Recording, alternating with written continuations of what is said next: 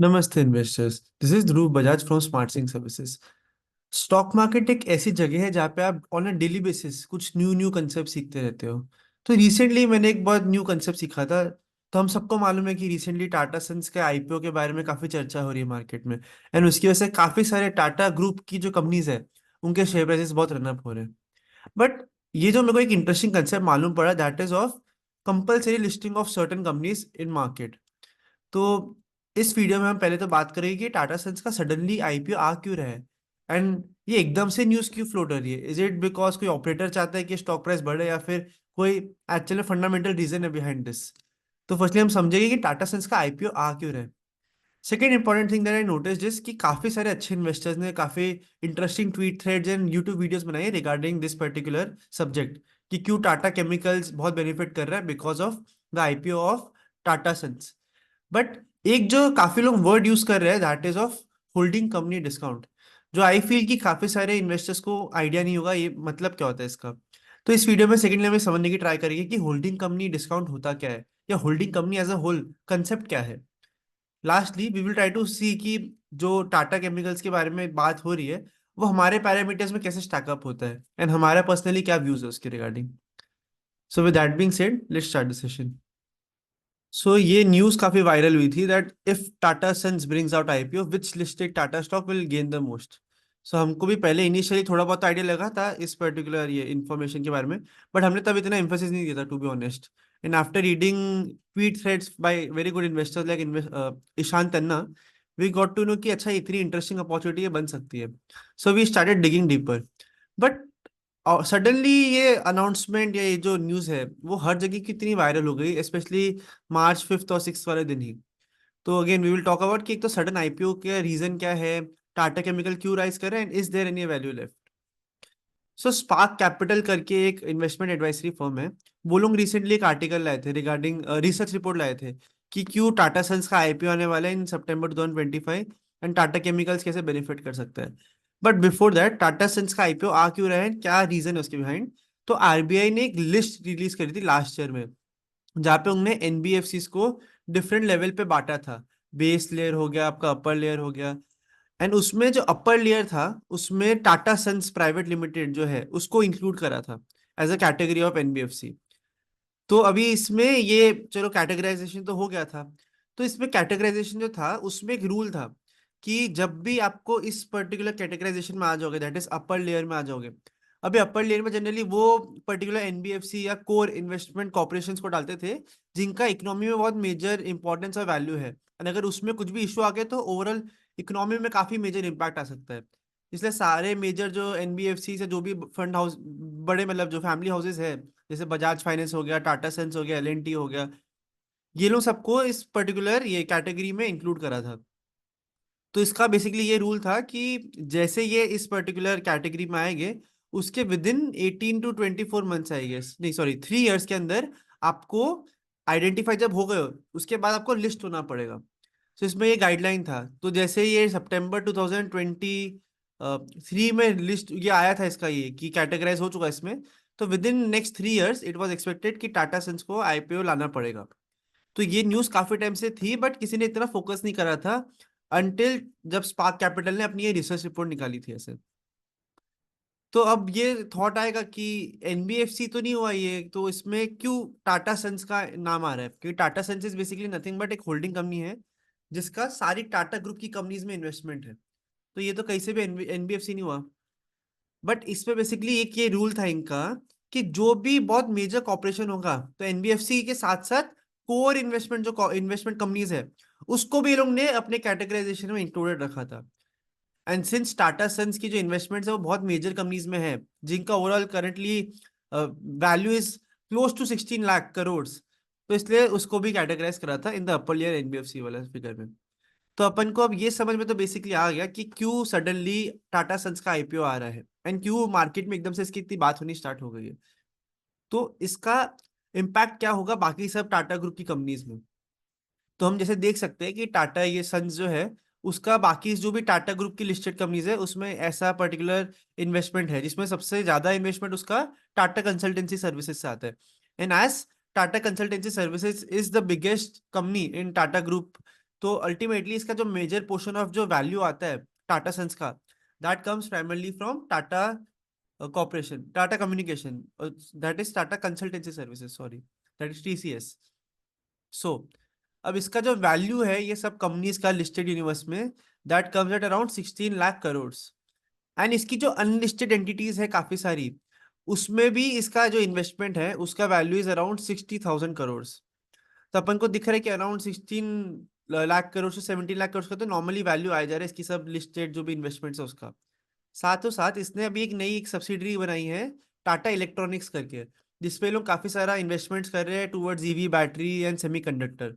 तो उसका भी ऐसे मार्केट में, स्पार्क की पर्टिकुलर रिपोर्ट ने ऐसा बोला है कि उसका वैल्यू आगे जाके 1 लाख करोड़ तक भी बन सकता है, बिकॉज उसकी ऑप्शनैलिटी इतनी अच्छी है एंड इंडस्ट्री में टेलविंड्स इतने स्ट्रांग है।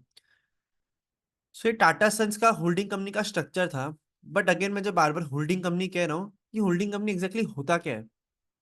सो होल्डिंग कंपनी कोई भी ऐसी कंपनी है जिसका बाकी जो उसके बिजनेस ऑपरेशंस है उसमें एक मेजर इन्वेस्टमेंट है। ये लोग बेसिकली खाली एक मेंबरशिप इंटरेस्ट रख के रखते हैं for their parent company, and ये लोग कोई खुद का ऑपरेशन बहुत मेजर नहीं करते। तो सिंपली पुट, ये लोग का जो भी अर्निंग्स होता है या जो भी रेवेन्यू होता है, वो इनकी जो इन्वेस्टमेंट्स होती है उससे जो भी डिविडेंड आता है या इंटरेस्ट इनकम आता है, वो इनकी ओवरऑल अर्निंग्स होती है। एंड इनका ऑपरेटिंग इनकम जो होता है ना वो बहुत कम ही होता है। इसकी वजह से, सिंस इसका जो मेजोरिटी ऑफ द वैल्यू है वो इसकी इन्वेस्टमेंट से डिराइव होता है, तो ये कंपनीज को हम कहते हैं होल्डिंग कंपनी। अभी ये डिस्काउंट पे क्यों ट्रेड करते हैं? बिकॉज हमने काफी ये डिस्कस करा था कि होल्डिंग कंपनी जनरली मार्केट में उनकी जो इन्वेस्टमेंट्स है उससे डिस्काउंट पे ट्रेड करती है। So for example Bombay Bumrah trading corporation जो है, जो वाडिया ग्रुप की कंपनीज में इन्वेस्टेड है लाइक ब्रिटानिया, उसका डिस्काउंट अराउंड 60 to 70% से ज्यादा रहता है। फॉर एग्जाम्पल अगर उसके पास ब्रिटानिया के शेयर्स है फॉर एग्जाम्पल 1 लाख रुपए के, तो उसका मार्केट वैल्यू जो होगा कंपनी का, that is Bombay Bumrah trading corporation का, वो खाली 30,000 से 40,000 का ही होगा, 1 लाख का नहीं होगा। जबकि उसके जो इन्वेस्टमेंट्स की वैल्यू है वो लगभग 1 लाख करोड़ की है। 1 लाख, फॉर एग्जाम्पल 1 लाख की है। सो ये पर डिस्काउंट क्यों होता है वो समझना बहुत इंपॉर्टेंट है। तो फर्स्ट रीजन तो यही है कि एक तो होल्डिंग कंपनीज का स्ट्रक्चर समझना बहुत डिफिकल्ट है, तो उसका वैल्यू कैसे करोगे वो समझना बहुत टफ है। काफी बार ऐसा होता है कि एक होल्डिंग कंपनी में ना काफी सारे डिफरेंट डिफरेंट टाइप के इन्वेस्टमेंट्स होते हैं। सो फॉर एग्जांपल अगर हम ये सन्स का ही एग्जांपल लेंगे, तो उसका केमिकल्स में भी इन्वेस्टमेंट है, उसका होटल्स में भी इन्वेस्टमेंट है, उसका आईटी में भी इन्वेस्टमेंट है, पावर में भी इन्वेस्टेड है, स्टील में भी इन्वेस्टमेंट है।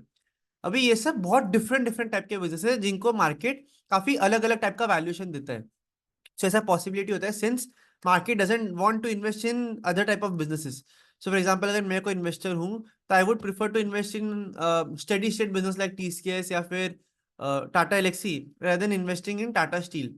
तो me as an investor would give a particular discount to Tata Sons, since मेरे को टाटा स्टील तो चाहिए ही नहीं, मुझे तो टाटा कंसल्टेंसी चाहिए और टाटा एलेक्सी चाहिए।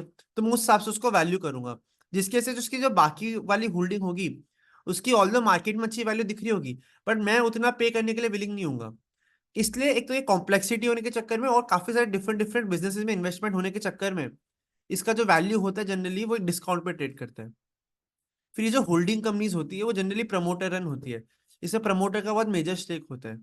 तब इसमें इशू क्या होता है कि सिंस प्रमोटर का बहुत मेजर स्टेक होता है, तो वो काफी बार माइनॉरिटी के बारे में इतना नहीं सोचता, and instead of giving back funds through dividends to minority shareholders, वो फालतू कैपिटल मिस एलोकेशन कर देता है। सो फॉर एग्जाम्पल अगर हम बॉम्बे बुमरा ट्रेडिंग कॉर्प का एग्जाम्पल लेंगे, तो उसका ब्रिटानिया में तो इन्वेस्टमेंट है ही, जो एक बहुत अच्छा स्टेडी स्टेट बिजनेस है।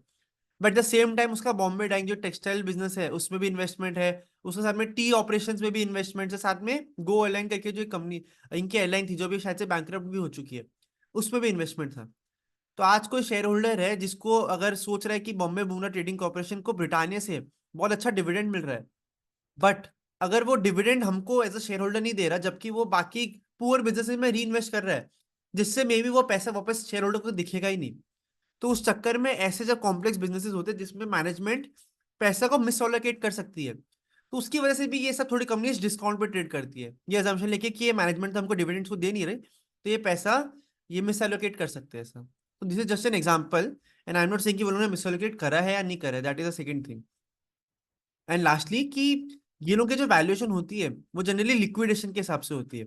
सो आज अगर मैं बॉम्बे बुमरा ट्रेडिंग कॉर्पोरेशन हूँ, तो मेरे जो भी इन्वेस्टमेंट्स की वैल्यू है उसका मार्केट में कोई और लिक्विडेशन वैल्यू दिखेगी नो डाउट, बट एक तो जो लिक्विडेशन वैल्यू है वो काफी ज्यादा फ्लक्चुएट होते रहती है। एंड ये जरूरी नहीं है कि जो बॉम्बे बुमरा ट्रेडिंग कॉर्पोरेशन है वो जो शेयर्स वो होल्ड करती है उसको इमीडिएटली सेल कर देगी। एंड अगर हमको मालूम ही नहीं कि शेयर सेल होने भी वाले नहीं होने वाले, कब लिक्विडेट हो गए, तो उसको हम कैसे वैल्यू एकदम से 100% वाला दे देंगे। हम कुछ तो अपना डिस्काउंट रहेगी ना कि ये अगर आगे जाके सेल करता है नहीं करता, कब जाके सेल करता है, हमें कब पैसा वापस मिलेगा अपना। तो वो सब रीजंस की वजह से भी जनरली ये सब का जो लिक्विडेशन वैल्यू होता है उससे ये कम वैल्यू पे ट्रेड करते हैं, बिकॉज ये लोग रेयरली जो शेयर्स होते हैं उसे सेल करते हैं।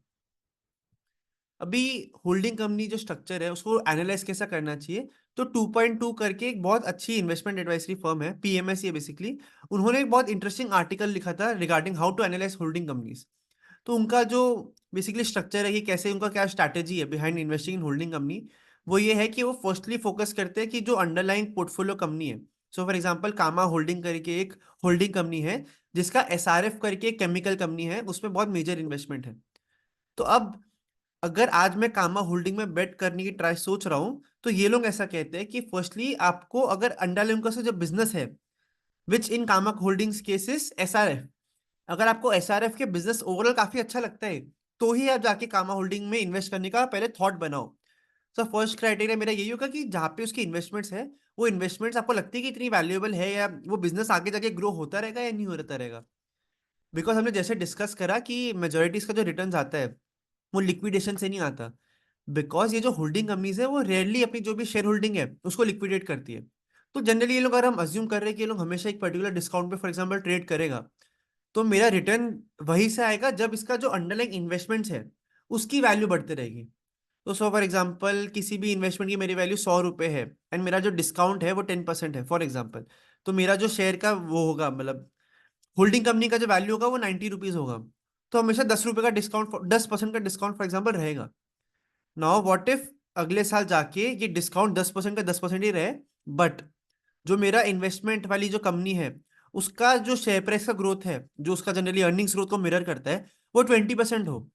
तो अल्टीमेटली इफ आई अज्यूम कि मेरा जो होल्डिंग कंपनी का जो डिस्काउंट है वो सेम ही रहेगा, 10% ही रहेगा, तो मेरा जो होल्डिंग कंपनी से जो रिटर्न आएगा वो भी 20% ही होगा। विच शोज कि आपका जो अंडरलाइंग जो इन्वेस्टमेंट है उसका जो ग्रोथ होगा ना शेयर प्राइस का और अपने ऑपरेशनल परफॉर्मेंस का, उसके हिसाब से ही आपका जो होल्डिंग कंपनी का होगा वो रिटर्न जनरली मिरर करेगा। सो वो एक रीजन होता है behind investing in holding company. Second is, इनने एक ऑब्जर्वेशन करी थी कि जो भी बिजनेस का डिविडेंड यील्ड ज्यादा होता है उनको जनरली मार्केट कम डिस्काउंट देती है। अब वी वुड आइडियली लाइक कि अगर हम कोई होल्डिंग कंपनी में इन्वेस्ट कर रहे हैं और हमारी इन्वेस्टमेंट हो चुकी, तो उसका जो डिस्काउंट है वो नैरो होता रहे, क्योंकि मेरा रिटर्न दो जगह से आ सकता है या तीन जगह से आ सकता है। एक तो मेरा मेरा जो अंडरलाइन पोर्टफोलियो है उसका शेयर प्राइस कैसा ग्रो कर रहा है। सेकेंड इज, मेरे को जो डिविडेंड इनकम आएगी मेरी होल्डिंग कंपनी से वो कितनी ईल्ड पे आ रही है, कितना परसेंट मेरे को डिविडेंड से पैसा आ रहा है। एंड थर्ड इज कि मेरा जो डिस्काउंट है वो कैसे नैरो होता रहेगा। सो अगर मैं सोच रहा हूँ कि अभी जो मैं इन्वेस्ट कर रहा हूँ उसमें 60% का होल्डिंग कंपनी डिस्काउंट है, एंड आगे जाके ऑल्दो जो कंपनी है अंडरलाइंग इन्वेस्टमेंट वो 20% पे तो ग्रो होगी, बस साथ तो साथ मेरा जो होल्डिंग कंपनी का जो डिस्काउंट है वो 60% थोड़ा ज्यादा है, वो अपने जो मीडियम लेवल है, जो एवरेज लेवल है, सपोज वो 50% है, उस पर आ जाएगा। तो अगर वो 60% से जो डिस्काउंट 50% आ जाएगा, तो मेरा पोर्टफोलियो का रिटर्न तो होगा ही, बट साथ में डिस्काउंट रिडक्शन की वजह से भी मेरा जो इन्वेस्टमेंट का रिटर्न होगा वो ज्यादा अच्छा होगा। तो ये तीन पैरामीटर होते हैं कि जिस पर हमको फोकस करना चाहिए जब हमको कोई होल्डिंग कंपनी में इन्वेस्ट करना है। अब इनका जो ऑब्जर्वेशन था वो ये था कि सिंस होल्डिंग कंपनी का जो भी सारा इनकम होता है वो डिविडेंड से ही आता है। अब हमने जैसे काफी सारे केसेस देखे, सो फॉर एग्जांपल अगर हम एचडीएफसी का देखें केस, तो एचडीएफसी का तो खुद का बहुत अच्छा ऑपरेटिंग बिजनेस था एनबीएफसी का। तो अगर हम उसको हटा दें तो बाकी कोई और बिजनेस हो, जैसे फॉर एग्जांपल कामा होल्डिंग, उसका जो डिविडेंड पे आउट है टुवर्ड्स इट्स शेयर होल्डर्स वो काफी डिसेंट है फॉर एग्जांपल। तो मार्केट ये ऐसा कहना चाह रहे हैं कि जो कंपनीज जो पैसा इनको होल्डिंग मतलब अपने इन्वेस्टमेंट से आ रहा है वो अगर डायरेक्टली अपने शेयर होल्डर्स को बांट देगी तो मार्केट उनको बेटर वैल्यूएशन देगा। बिकॉज हमने ये बीबीटीसी जैसे बॉम्बे बुमरा ट्रेडिंग कॉर्पोरेशन का केस देखा है जहाँ पे ये लोगों को ऑलरेडी डिविडेंड इनकम काफी अच्छा था, बट वो लोग ने ये पैसे को मिसअलोकेट कर दिया towards less economy friendly businesses like go airlines. तो उसकी वजह से ऑल्दो से डिविडेंड इनकम तो काफी जनरेट करा, बट शेयर होल्डर्स को तो कुछ पैसा मिला नहीं। और इट इज़ वेरी अनलाइकली कि आगे जाके भी वो पैसा शेयर होल्डर्स को मिलेगा, बिकॉज ये कंपनी तो ऑलरेडी बैंकरप्ट हो गई है। एंड ये जो कंपनी है ये अपने कॉस्ट ऑफ कैपिटल से कम रिटर्न ऑन कैपिटल कमाती है। तो ये सब कंपनी में ये इशू है कि मिस एलोकेशन होने का चांसेस काफी ज्यादा होता है, एंड इसलिए दे प्रीफर कि ऐसी कंपनी में इन्वेस्ट करें जो ज्यादा कुछ अपना ऑपरेशनल में इन्वेस्ट करे नहीं, सीधा जो भी पैसा आ रहा है वो हमको एज अ शेयर होल्डर्स को बांट दे, and that is very desirable. And recently एक बहुत इंटरेस्टिंग फ्रेमवर्क आया था गवर्नमेंट का, टैक्सेशन वाला नॉर्म आया था। तो उसमें क्या था कि पहले बेसिकली क्या होता था कि सपोज आज मैं एक होल्डिंग कंपनी हूँ, मुझे मेरी इन्वेस्टमेंट से फॉर एग्जाम्पल 100 रुपीज का डिविडेंड मिल रहा है। अब मैं अगर वो डिविडेंड में, तो ऑलरेडी जो मेरे को पैसा मिल रहा है वो टैक्स होता था, डिविडेंड डिस्ट्रीब्यूशन टैक्स जो लगता था। बट अब मैं वो जो डिविडेंड मेरे को मिल रहा है वो अगर आगे मैं अपने शेयर होल्डर्स को बांटता था, तो उस पर फिर से और डिविडेंड का मतलब वो टैक्स लगता था। तो मेरे सेम इनकम को बेसिकली 2 टाइम्स टैक्सेशन लग रहा था। तो इसको टैक्सेशन ओवरलैपिंग कहते हैं। तो इस वजह से एक ही डिस्काउंट बहुत ज्यादा हाई रहता भी था, बिकॉज ऑल्दो ये कंपनीज काफी अच्छा डिविडेंड कमा रही है, बट टैक्सेशन के बाद इन आगे जो शेयर होल्डर्स है उनको काफी कम डिविडेंड मिल रही है। बट इसकी वजह से काफी लोग मिसएलोकेशन भी करते थे पैसे का। बट गवर्नमेंट ने अपना ये चेंज करा टैक्सेशन का सिस्टम कि अगर ये होल्डिंग कंपनी सब जो भी इनको डिविडेंड इनकम मिल रही है, तो अगर हम बीबीटीसी का केस देखें तो हमें दिख रहा है कि सिंस इसने पास्ट में कैपिटल मिसलोकेट करा है and eight the same time dividend बहुत नेग्लिजिबल दिया अपने शेयर होल्डर्स को, at the end of the day market ने भी इसको बहुत भारी होल्डिंग कंपनी डिस्काउंट दिया है, that is close to 83%। Well जो अच्छे होल्डिंग कंपनी से जैसे बजाज होल्डिंग हो गया या एचडीएफसी लिमिटेड हो गया फॉर एग्जाम्पल, ये लोग सबका डिस्काउंट ग्रेजुअली थोड़ा कम है, सिंस ये लोग डिविडेंड भी अच्छे से पे कर रहे हैं अपने शेयर होल्डर्स को। एंड इसलिए हमको दो चीजें मालूम पड़ी, अगर आप कैपिटल मिसोलोकेट करोगे और कम डिविडेंड्स पे करोगे तो मार्केट आपको होल्डिंग कंपनी डिस्काउंट भी ज्यादा देगा। तो हमें ये आइडिया लगी कि होल्डिंग कंपनीज कैसे एनालाइज करना होता है एंड क्या क्या वेरिएबल्स हमको चेक करने चाहिए। तो अगर हम टाटा सन्स के केस में आते हैं, तो हमने पहले देखा था कि टाटा सन्स के वैल्यू जो है, अगर हम खाली लिस्टेड कंपनीज का वैल्यू देखें तो वो अराउंड 16 लाख करोड़ का आता है, जिसमें ये लोग ने जैसे स्पार्क का जैसे रिपोर्ट था उस पर ये लोग ने 60% होल्डिंग कंपनी डिस्काउंट दिया। तो उसके बेसिस में इसका जो लिस्टिंग कंपनी का जो वैल्यू आया था लिस्टेड यूनिवर्स की जो इन्वेस्टमेंट्स है उसका, वो 6.3 लाख करोड़ का है, जिसमें इन लोगों ने फिर बाकी के जो अनलिस्टेड यूनिवर्स में जो इन्वेस्टमेंट्स है, ये टाटा कैपिटल हो गया, पैंटालून्स हो गया, उसमें ये लोग का जो इन्वेस्टमेंट मिलाते हैं तो उसका वैल्यू है अभी करंटली 62,000 करोड़ जितना। एंड बाकी म्यूचुअल फंड इन्वेस्टमेंट और जो भी ये लोग एडिशनल इन्वेस्टमेंट अगर हम ऐड करेंगे और हम लोग ईवी निकालने की ट्राई करेंगे बेसिकली कि हम ग्रॉस डेट माइनस कर दे और कैश ऐड कर दे, तो that will come at around 7.8 lakh crore. But again ये हमने 60% का होल्डिंग कंपनी डिस्काउंट लिया है। एंड मार्केट को क्या होल्डिंग कंपनी डिस्काउंट दे रहा है ये थोड़ा सब्जेक्टिव इन नेचर है, एंड हर कोई इस चीज में अलग अलग व्यू रख सकता है। फॉर एग्जाम्पल आई बिलीव कि 50% might be a good number, कोई और बोलेगा कि नहीं 70% इतना होल्डिंग कंपनी डिस्काउंट मिलना चाहिए। तो इसलिए इसमें सेंसिटिविटी चेक करना बहुत इंपॉर्टेंट होता है कि अगर आप अलग अलग डिस्काउंट रेट रखते हैं तो क्या क्या वैल्यूएशन हमारा निकल के आता है टाटा सन्स का। तो अगर उस सेंस पे देखिए तो अगर हम 40% होल्डिंग कंपनी डिस्काउंट लगाते हैं तो टाटा सन्स जब लिस्ट होगा तो उसको 11 लाख करोड़ का वैल्यूएशन मिलेगा, प्रोवाइडेड उसमें 40% का होल्डिंग कंपनी डिस्काउंट मार्केट दे रहा है। सिमिलरली अगर 50% का देगा तो 9.4 लाख करोड़ का आएगा, और अगर 60% देगा जो ये लोगों ने अज्यूम करा है तो 7.8 लाख करोड़ का आएगा वैल्यू। अभी टाटा सन्स जो होल्डिंग कंपनी है उसके ओनर्स कौन है, उसमें बाकी टाटा ग्रुप की कौन सी कंपनी का कितना शेयर होल्डिंग है। तो हम उसमें देखते हैं कि जो मेजर जो शेयर होल्डर्स है टाटा ग्रुप के वो तो मेजोरिटी प्रमोटर्स ही है। पर अगर हम लिस्टेड कंपनीज की बात करें जिनका भी इन्वेस्टमेंट है ये टाटा ग्रुप की ये टाटा सन्स में, तो that includes Tata chemicals, Tata power, Tata Motors and Indian hotel company. अब इसे हम स्टेक देखिए तो स्टेक हमको सबसे ज्यादा टाटा केमिकल्स लेगा, इट इज अराउंड 2.5 to 3% ऐसा। लास्ट आई चेक तो अराउंड 2.5% का स्टेक है टाटा केमिकल्स का। अब ये लोग ने जो 60% का जो वैल्यूएशन निकाला था 7.8 लाख करोड़ का, उस हिसाब से अगर हम टोटल स्टेक का वैल्यू निकालेंगे तो ये अराउंड 20,000 करोड़ जितना आएगा फॉर टाटा केमिकल्स, एंड बाकी सबका भी ये रिस्पेक्टिव नंबर्स में आएगा।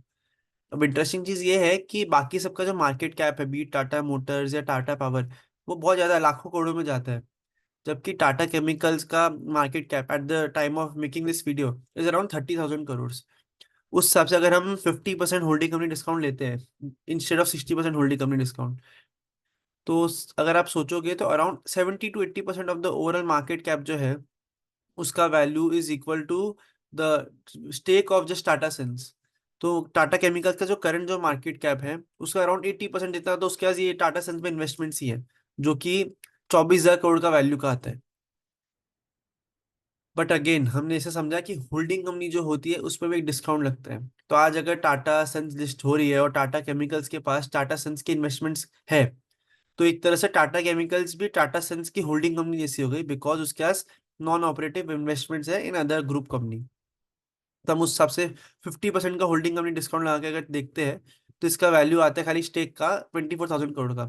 बट अगर हम लोग ये जो डिस्काउंट दे रही है एडिशनल होल्डिंग कंपनी डिस्काउंट है, तो अगर आप एक तरह से सोचो तो ऑलरेडी टाटा सन्स जो है, उसने ऑलरेडी वो 50% डिस्काउंट लगाने के बाद अपनी जो वैल्यू थी 7.8 लाख करोड़ की वो निकाली थी। एंड उसमें से खाली 3% का स्टेक अराउंड 24,000 करोड़ जितना आ रहा था। अब हम एडिशनल जो ये टाटा केमिकल्स का है उसमें भी हम डिस्काउंट लगा रहे हैं 35% का। अब इसमें 30 to 40% के अराउंड रेंज कर सकते हैं डिस्काउंट, बट हम 35% का डिस्काउंट लगा रहे हैं। एंड उस हिसाब से जो इम्प्लाइड वैल्यू ऑफ जो इन्वेस्टमेंट होगी हमारी, that will be around 15,600 crore. And जब मैंने वीडियो बनाई उसके टाइम पे मार्केट कैप अराउंड 31,000 करोड़ का है। तो इससे मेरे को ये दिख रहा है कि मोटा मोटा जो अगर टाटा सन्स की जो स्टेक की इसकी वैल्यू है भी, जिसके बारे में हम लोग इतनी बात कर रहे हैं, अगर हम उसको हटा देंगे तो इनकी कोर बिजनेस की वैल्यू अराउंड 15,000 करोड़ की होगी। नाउ नोट, इसमें मैंने काफी सारे अजम्पशन लगाए, आप में भी ये जो होल्डिंग कंपनी डिस्काउंट से अग्री ना करे, मे बी आपको लगेगी 50% होना चाहिए या 60% होना चाहिए। सो उसके हिसाब से आपकी अलग अलग वैल्यू आ सकती है, and that's why investing is a very subjective thing. But क्योंकि हमने ऑलरेडी 50% का जो डिस्काउंट लगा दिया था उसमें टाटा सन्स की वैल्यू की स्टेक में, उसके बाद हमने क्यों एडिशनल होल्डिंग कंपनी डिस्काउंट लगाया है? उसमें तो ऑलरेडी मार्केट ने फिगर आउट कर ही लिया होगा कि इसने 50% डिस्काउंट लगा के रखा है, तो इसमें एडिशनल होल्डिंग कंपनी डिस्काउंट लगाने का नीड नहीं है। बट ऐसा नहीं होता। जब भी आप कोई भी होल्डिंग कंपनी की भी अगर आपके पास इन्वेस्टमेंट्स है, तो उसमें भी आपको होल्डिंग कंपनी डिस्काउंट एडिशनल लग जाता है बेसिकली। और अगर आपको ये केस समझना है कि ऐसा क्यों होता है, तो यू शुड स्टडी नैपरल इन्वेस्टमेंट्स। अभी ये भी बहुत इंटरेस्टिंग केस स्टडी जिसमें नैपरल इन्वेस्टमेंट्स का बहुत अच्छा स्टेक है इन बीबीटीसी, जिसके हमने पहले बात करी थी, बॉम्बे बुमरा ट्रेडिंग कॉर्पोरेशन का। इन बॉम्बे बुमरा ट्रेडिंग कॉर्पोरेशन का बहुत मेजर स्टेक है इन ब्रिटानिया। तो already Bombay Bumrah trading corporation जो है, उसका जो इन्वेस्टमेंट जो मार्केट वैल्यू है वो एक सिग्निफिकेंट डिस्काउंट पे ट्रेड करता है versus it's investments in Britannia and other group companies. And जो एनपीएल है, उसका भी जो इन्वेस्टमेंट्स है बीबीटीसी में, वो डिस्काउंट पे ट्रेड करता है। जैसे पास्ट में हमने नोटिस करा है कि additional holding company discount market लगाता है, इसलिए हमने अपने एनालिसिस में ये होल्डिंग कंपनी डिस्काउंट फिर से लगाया है। But you should study this case of नैपरोल इन्वेस्टमेंट्स। अभी हम अगर कोर बिजनेस की बात करें, जिसकी एज पर अस मार्केट अभी करंटली अराउंड 50,000 करोड़ का इम्प्लाइड वैल्यूएशन लगा रहा है। तो फर्स्ट थिंग्स फर्स्ट, ये लोग one of the most cost effective producer है सोडा ऐश के। सोडा ऐश इनका बेसिकली एक केमिकल है जिससे इनका majority more than 50% of the revenues खाली सोडा ऐश से आता है इनका। अभी ये लोग रिसेंटली बहुत मेजर एक केपेक्स भी करे 2,000 करोड़ का, जो FY 24 के बाद स्टार्ट होगा, जिससे इनकी कैपेसिटी काफी एनहांस होने वाली है। थर्डली, अभी सोडा ऐश का जो मार्केट चल रहा है वो काफी मतलब डाउन टर्न में चल रहा है, जिसकी वजह से ये लोग के जो मार्जिन है वो इनके जो मीडियन लेवल है उससे काफी बिलो पे ट्रेड कर रहे हैं। फोर्थ, सोडा ऐश का जो मेजर यूजेज है, अभी जो आगे जाके जो मेजर यूसेज आने वाला है, वो एक तो डिटर्जेंट में तो ऑलरेडी ये यूजेज होता ही है, बट सोलार ग्लास हो गया, फ्लैट ग्लास हो गया, ईवीज हो गए, वो सब की बैटरी में काफी ये सोडा ऐश का एप्लीकेशन आने वाला है, जिससे टाटा केमिकल्स बेनिफिट करेगा। बिकॉज एक तो टाटा ग्रुप कंपनी है, तो ऑलरेडी ये लोगों का बाकी जो टाटा पावर हो गया या फिर टाटा ईवी की जो भी स्पेस है, वो सब में सिंस ग्रुप कंपनी के काफी सारे इन्वेस्टमेंट्स है, तो ऐसा अजम्पशन लगा रहा है मार्केट में काफी सारे प्लेयर्स कि टाटा केमिकल्स भी ये ईवी और जो भी सोलार का जो भी आ रहे टेलविंड्स, उससे बेनिफिट करेगा। एंड लास्टली, हम आगे से स्टडी करेंगे तो इसकी valuation at the moment fair लग रही है, लुक्स वेरी रीजनेबल। अब टेलविंड्स की जो मैं बात कर रहा हूँ, तो रिसेंटली गवर्नमेंट ने एक अनाउंसमेंट करी थी कि वो सोलार टॉप लगाएंगे, बेसिकली सोलार पैनल लगाएंगे in around 1 crore house holds. तो किसी एनालिस्ट ने ये पूछा था कि ये जो सोलार की जो स्कीम आएगी उससे कितना बेनिफिट आएगा कंपनी को। तो मैनेजमेंट ने ये बताया कि in next 18 to 24 months around 2,50,000 tons का ये डिमांड आ सकता है just from this particular scheme. तो ये थोड़ा मेजर है इनके स्केल के हिसाब से, तो वो एक अच्छा बेनिफिट है। सेकेंडली, ये लोग अभी बहुत अच्छा एक्सपेंशन ड्राइव में, जिसमें ऑलरेडी ये लोग ने लास्ट 1 1.5 साल में बहुत मेजर केपेक्स तो करा ही है, बट अभी ये लोग एडिशनल 2,000 करोड़ का केपेक्स करने वाले हैं, जिससे इनकी सोडा ऐश की जो कैपेसिटी है, जिसमें वर्ल्ड के थर्ड लार्जेस्ट प्रोड्यूसर है, वो 30% से बढ़ जाएगी। एंड ये लोग जो सिलिकॉन और कार्बोनेट के जो प्रोड्यूसर्स है, ये वर्ल्ड में 6th लार्जेस्ट प्रोड्यूसर्स है as per the crediting report. तो उसमें भी इनकी काफी मेजर कैपेसिटी एनहांसमेंट होने वाले हैं। एंड अभी नॉर्मल जो भी केमिकल कंपनी है उसमें मेजर थ्रेट होता है इन द लॉन्ग रन कि चाइना से काफी सारा डंपिंग आएगा, बिकॉज चाइना बहुत कॉस्ट एफिशिएंट प्लेयर है। बट इस केस में GHCL केमिकल्स करके एक कंपनी है जो सिमिलर केमिकल प्रोड्यूस करती है सोडा ऐश का नाम का। वो लोग ने अपने कॉन कॉल में मेंशन करा था कि सिंस चाइना की गवर्नमेंट ने काफी सारे इनिशिएटिव लिए हैं कि चाइना ये केमिकल कंपनी जो बहुत डंपिंग करती है, वो सिंस एनवायरमेंटल फ्रेंडली नहीं होता, तो ग्रेजुअली करके वो काफी सारी सब कंपनीज को बंद करेंगे। तो उसकी वजह से दे बिलीव कि in the longer run, again next 1-2 साल की बात नहीं कर रहे, but in longer picture China से तो डिमांड बहुत अच्छी रहेगी बिकॉज सोलार का उधर बहुत अडॉप्शन अच्छा है।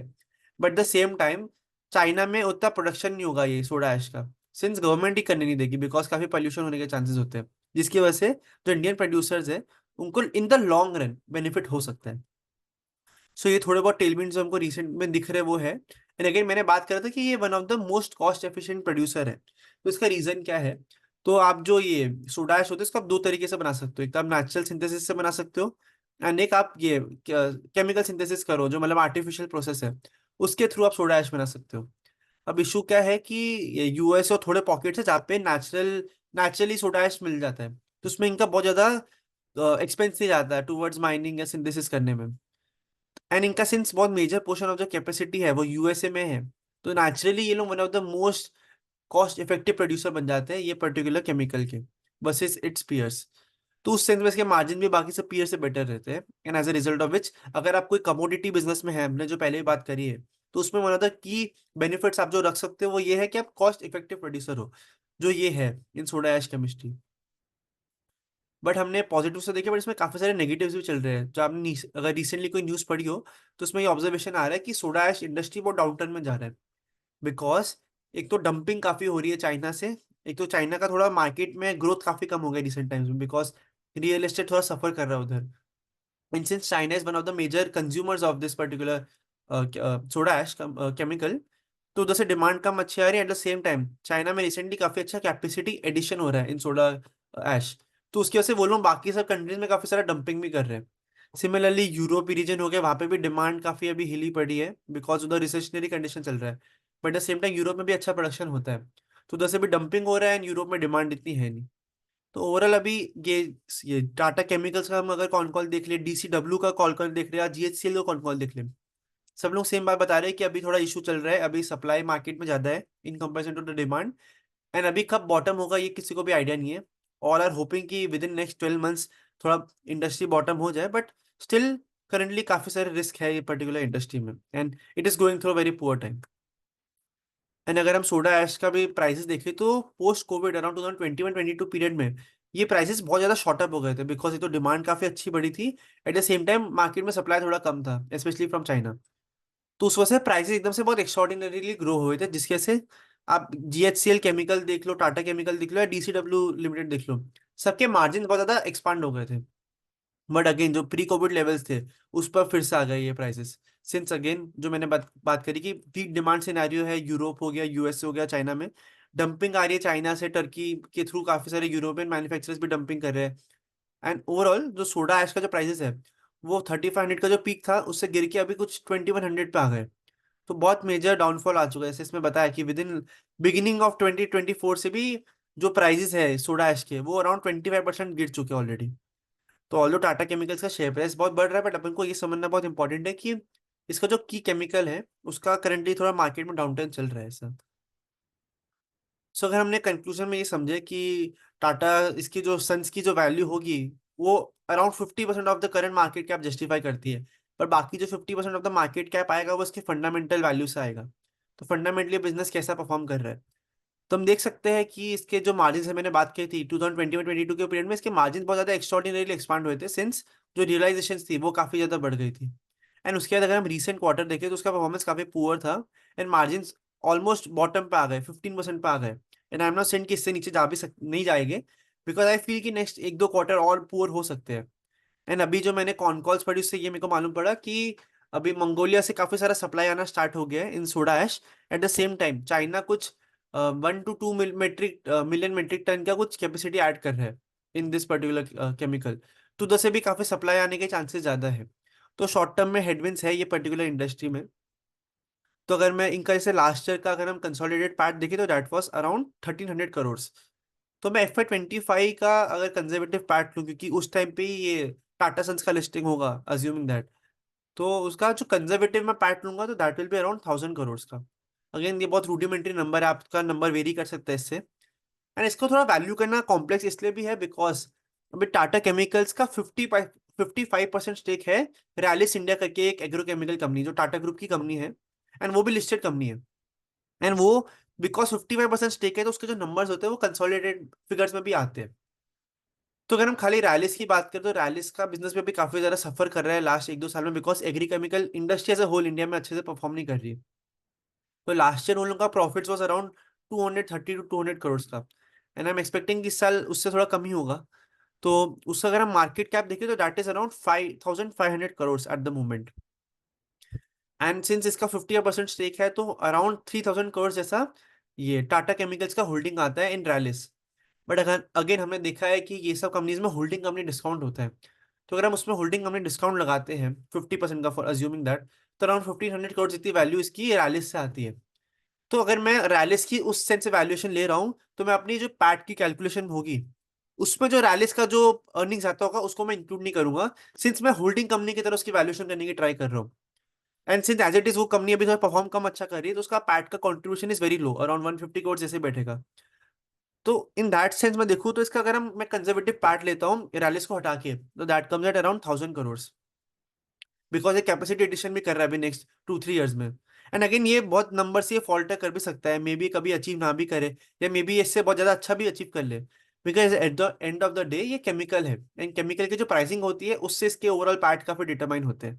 एंड वो अज्यूम करना 2 ईयर्स उन्होंने काफी डिफिकल्ट है, इसलिए मैं कंजर्वेटिव फिगर लेने की ट्राई कर रहा हूँ। उस हिसाब से मैं अपने में अगर नंबर्स रन मल्टीपल जो आएगा at current market price that will be around 11 to 13 times, and मैं ऐसे टाइप के बिजनेस को अराउंड 10-12 टाइम्स का ही पी मल्टीपल दूंगा, तो currently it looks Fairlie valued. And जैसे ही इसका भी आगे जो रिजल्ट जो अर्निंग्स ग्रोथ आएगा या शेयर प्राइस का जो भी ग्रोथ आएगा वो प्राइमरली इससे आएगा जब ये सोडा ऐश का जो मार्केट जो भी करंटली डाउनट्रेंड में जा रहा है अगर वो रिबाउंड होगा, तो अल्टीमेटली सिंस इसका बेस भी स्मॉल है तो उसका अर्निंग्स ग्रोथ भी काफी ज्यादा हाई होगा। एंड सेकेंडली तब मार्केट उसको अच्छा वैल्यूएशन मल्टीपल भी दे सकता है। तो अगर मैं अज्यूम करूँ कि 10 to 12 टाइम्स में भी रीजनेबल मल्टीपल, बट अगर ग्रोथ आने लग जाएगी बिजनेस में तो मार्केट में भी इसको 20 टाइम्स मल्टीपल भी दे सकते हैं। एंड सिमिलरली ओवरऑल बिजनेस की क्वालिटी काफी अच्छी है, ये लोग अभी थोड़ा स्पेशलिटी साइड भी ट्रांजिशन कर रहे हैं फ्रॉम बेसिक केमिकल्स, तो ओवरऑल बिजनेस में काफी अच्छे टेलविंड्स तो है ही ऐसे। एंड अगेन वैल्यूएशन करना इसमें काफी ज्यादा कॉम्प्लेक्स इसलिए भी बिकॉज इसका जो वैल्यूएशन है वो डिस्काउंट रेट से काफी ज्यादा वेरी करता है। तो हमने ऐसे टाटा सन्स के केस में देखा था, हमने काफी सारे अजम्पशन लगाए कि हम कितना होल्डिंग कंपनी डिस्काउंट देंगे। अभी मैंने 50% के हिसाब से वैल्यूएशन करा है, अगर मार्केट इसको 60% का वैल्यूएशन डिस्काउंट देगा तो मेरा कंप्लीटली जो भी वैल्यूएशन मैंने सोचा है वो पूरा हिल जाएगा मेरा, मतलब अंडरलाइंग थीसिस। सिमिलरली मेरा रैलिस का क्या वैल्यूएशन मिलता है मार्केट से वो हमको मालूम नहीं है। एंड आगे की अच्छा पॉजिटिव ट्रिगर ये भी हो सकता है कि अगर रैलिस का ये लोग टाटा केमिकल से मर्जर कर दे तो ये जो होल्डिंग कंपनी डिस्काउंट जो दिख रहा है वो ग्रेजुअली इवापोरेट हो जाएगा, तो उधर से भी इसका वैल्यूएशन में थोड़ा इंप्रूवमेंट आ सकता है। बट ओवरऑल अभी हमारा करेंटली चांस यही है कि इसका 50% जो स्टेक है वो टाटा सन से आ रहा है एंड नॉट 80% जो काफी सारे न्यूज चैनल में आ रहा है, बिकॉज उसका जो वैल्यू है, सपोज अगर हम अज्यूम करें कि टाटा सन्स का जो लिस्टिंग होगा वो अराउंड 11 लाख करोड़ में होगा, तो उस हिसाब से भी उसका खाली वैल्यू विल बी 24,000 करोड़।